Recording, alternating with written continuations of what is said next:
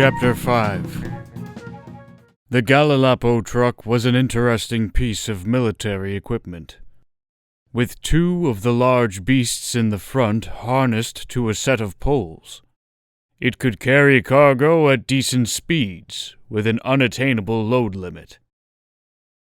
The whole thing was heavily armored, too, defending everything from the wheels to the Gallilapos themselves.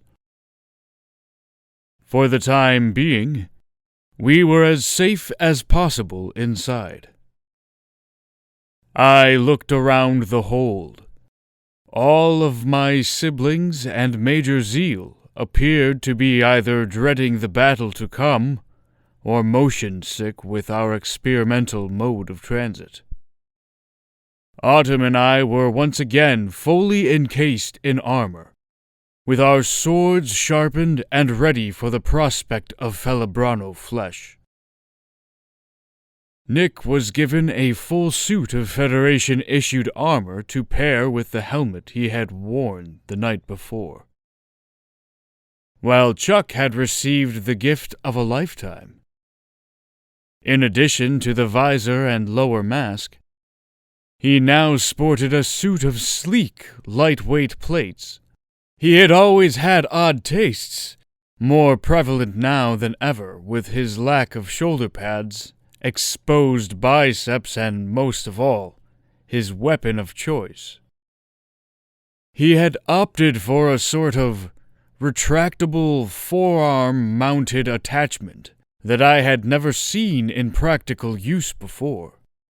I suppose it grants him maximum agility and freedom of movement, but I could not help but question its practicality.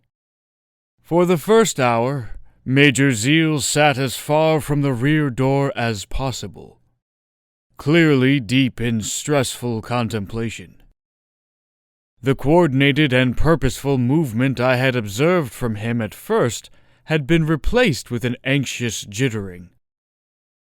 Eventually, he had come to a decision. "Attention!" barked the Major, waking each of us from our preoccupying headspaces. "I need each of you kids to listen carefully, as I will not repeat myself."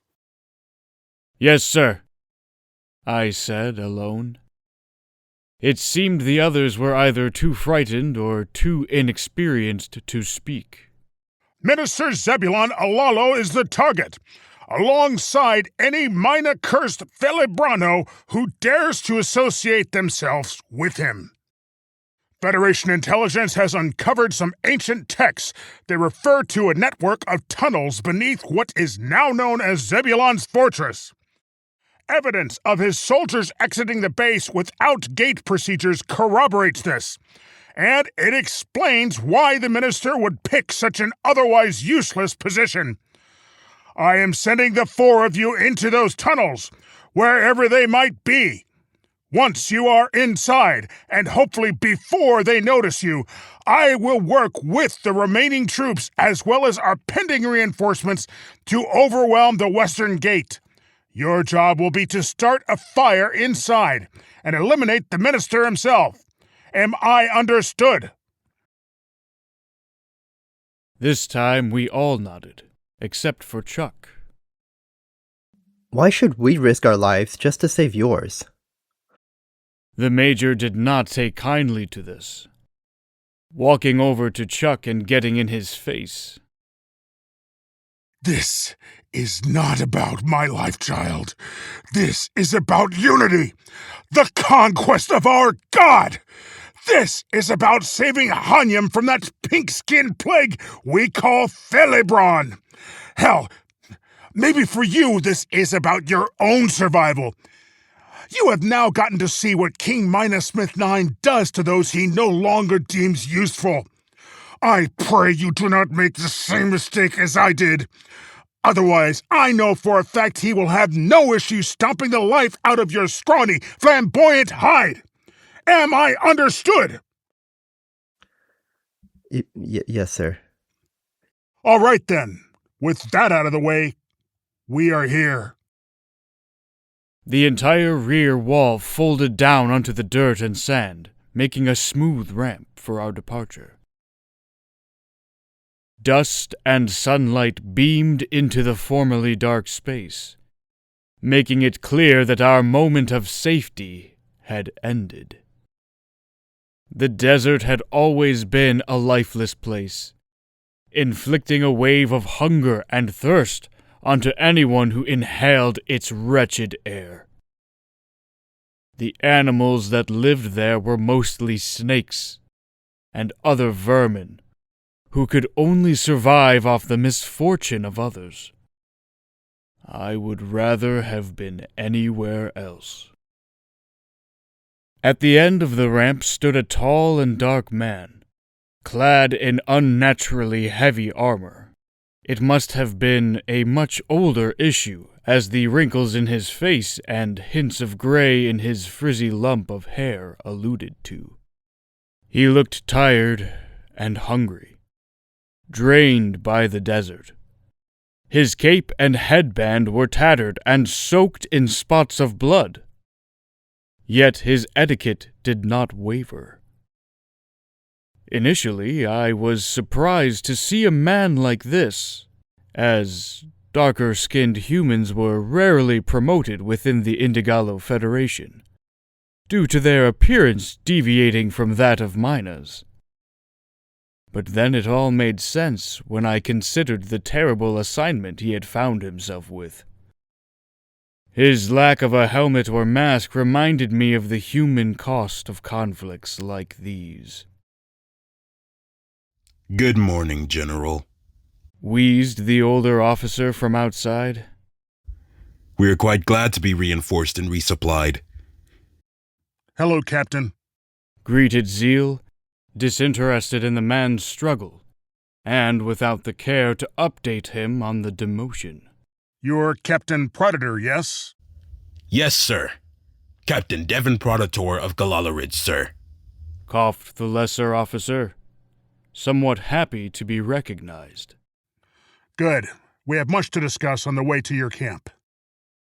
The Major floated down the ramp as formally as one could move. After being cued with a quick gesture, we knights followed. Now that we are back in contact, I need an update. Demanded Zeal. Yes, of course, sir. 4 of the 7 platoons were wiped out entirely. It seems as though Zebulon has no interest in prisoners. We ran out of supplies months ago and have been subsisting on snakes and cacti ever since. I am the only remaining officer. But there are still at least 30 men ready to fight in various stages of injury and sickness. Zeal was visibly unhappy to hear this, slowing the pace of his walk down to think a little harder. Any chance you have come across a tunnel entrance? I'm surprised you heard about that, General. Choked Proditor. The constant threat of Zebulon's troops emerging from the rear got bad enough that I sent a squad out to follow them back. The fleeing enemy dove right into the tunnel on our way out, so we barricaded it up.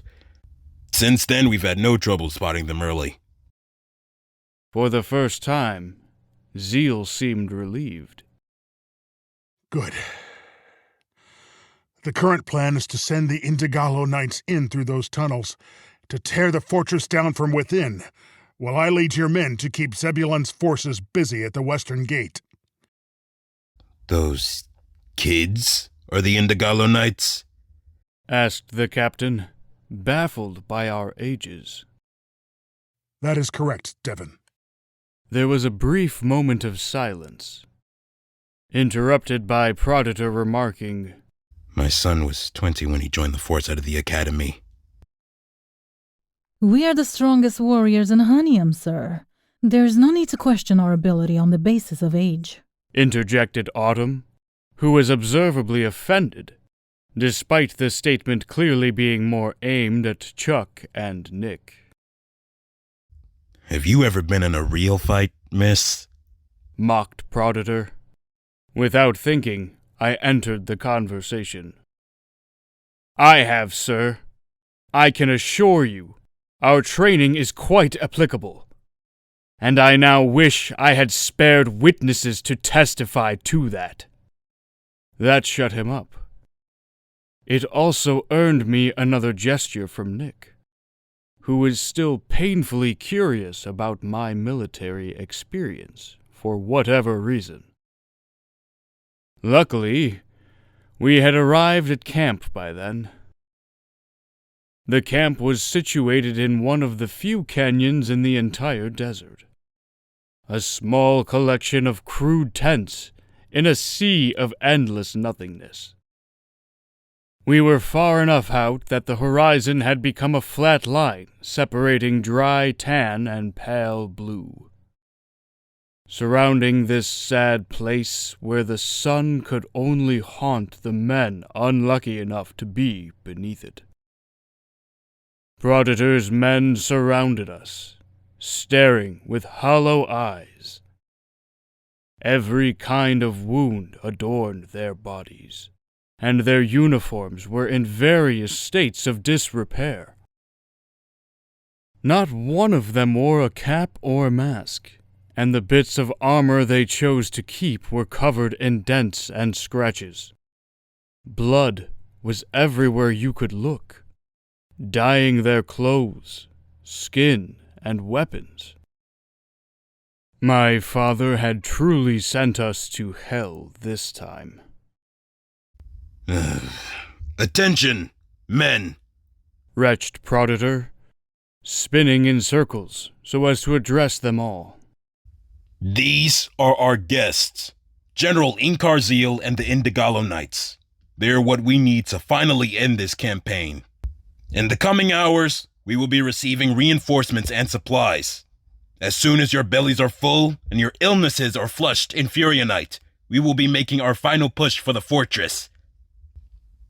If you doubt your abilities at this moment, I remind you of what this is all about. We are the saviors of Hanium.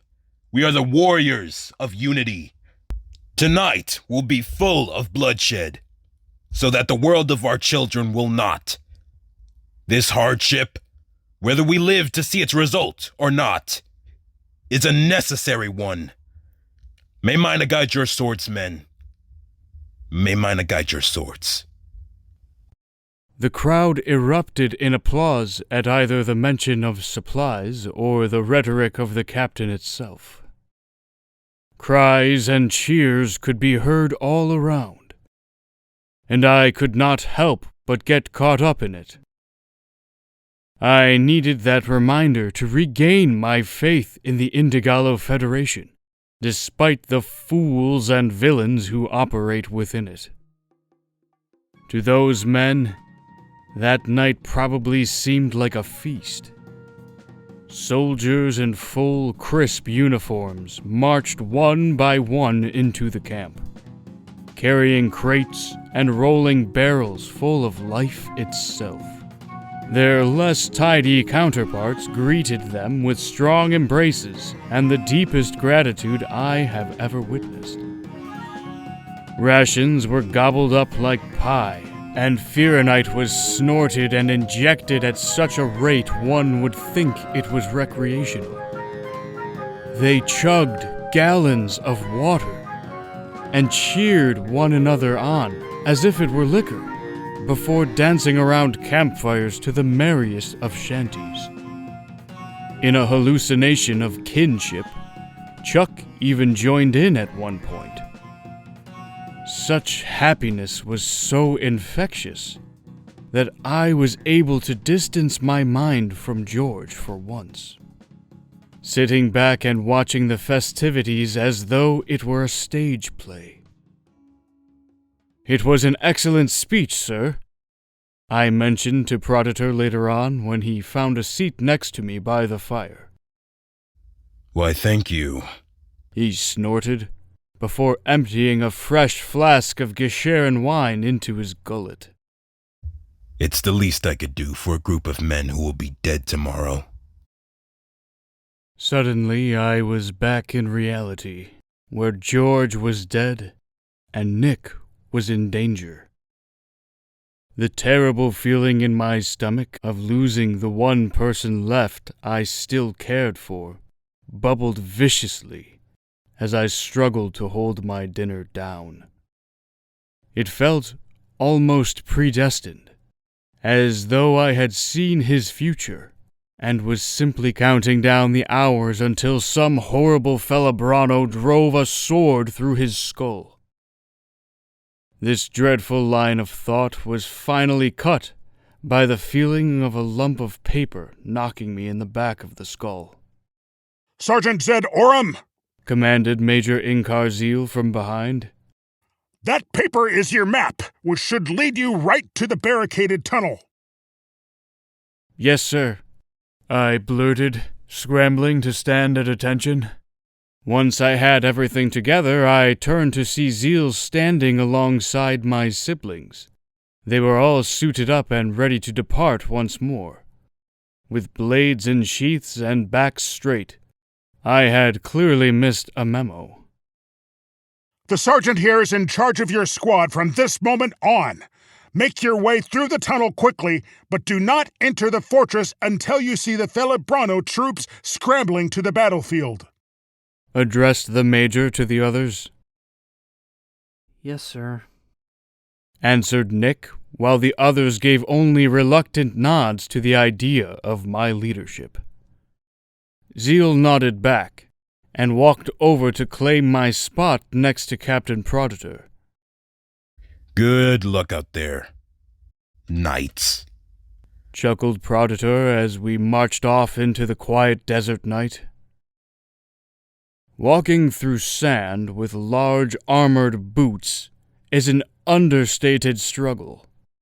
Keeping a consistent pace was impossible, and reading the map in the dim moonlight was far from easy too. Landmarks were few and far between, but we eventually stumbled across what must have been the tunnel entrance. The only problem was that it was sealed off with massive boulders apart from a small gap. For someone of my immense size, this was insurmountable. Now what, Sergeant Aurum? Questioned Autumn with a smile I could hear from under her helmet. You three should be able to fit through, I pointed out. So push the boulder out from inside to let me in. Seriously? Complained Chuck. That is gonna take us forever. we're dead without him and you know it, chimed Nick as he hopped up on one of the boulders and started to cram himself in. With a sigh, Chuck followed, as did Autumn. While some armor plates had to be temporarily removed, each of them was eventually able to enter the tunnel. One of the many benefits to child soldiers, jested Autumn in a failed attempt to get on my nerves. The more difficult half of my plan had to be the push. The only movable boulder was massive, and my attempts to pull from the outside barely contributed. We could tell it was moving, but not as quickly as we would have liked. Then, we had to stop entirely. Shush, I hear something, alerted Autumn. I peered down into the gap to see a dim flame at the end of the tunnel. The light from it revealed the shape of 4 massive silhouettes, walking along the tunnel uncaringly. Certainly these were Felibrano soldiers, on their way to the end of the tunnel. In a quick consideration of options, it was obvious. My siblings had to fend them off themselves. "There's no way around it," I whispered. "You're going to have to fight them." Dimly, I could make out one of them nodding in agreement. I heard a bit of shuffling of weapons and armor, and then I saw the 3 of them begin creeping toward the guards. Nick was going to see combat, and all I could do was watch. I watched as without a word, One of Autumn's short swords flew into the front guard's chest, killing him instantly. He tumbled to his knees and dropped the torch forward, revealing the attackers to their enemies. By the time the second guard drew his sword, Autumn was already in position to parry, as she simultaneously drew her other blade from the chest of the first. The third made a grab for Chuck, but he swiftly withdrew. As he pulled back, he released his arm blades and dug them into the Felibrano's wrist, swiftly dismembering his primary means of attack before delivering a sharp kick to the groin. Nick swung at the fourth, but his attack was easily guarded and then countered. Luckily, Autumn intervened to block this attack as well, leaving her to deal with the combined force of two Felibrano duelists. Seeing her predicament, Chuck quickly slit the throat of the soldier he had been toying with and moved in to push the other two off of Autumn's blades. Unfortunately, one of them was prepared for this, catching Chuck by the throat and lifting him off the ground in a terrifying hold. Chuck tried to saw the hand off himself, but slowed as he began to lose oxygen. Witnessing this, Nick moved around Autumn and swung his blade cleanly through the choking arm of the Felibrano, stunning the enemy for long enough that Autumn could pull her first sword back and deal a decapitating blow. By that point, only one defender remained, who was quickly surrounded and overwhelmed. Nick did the final blow through the top of the skull. While I hate to give this sick man we call a father any credit, it was undeniable that training them on coordination and team combat was an effective call. There are not many groups of 3 children capable of making such quick work of 4 opponents twice their size. That was very impressive, I complimented the returning knights. Yeah, you are right, Zed. The training is quite applicable, claimed Autumn.